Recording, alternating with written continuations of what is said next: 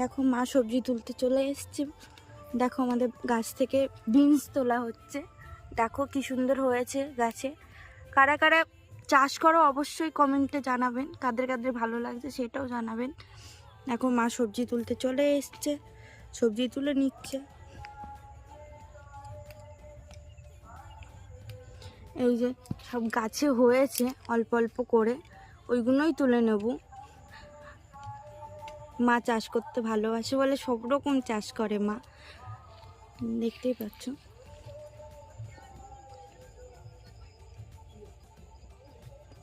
দেখো কি সুন্দর হয়েছে, দেখো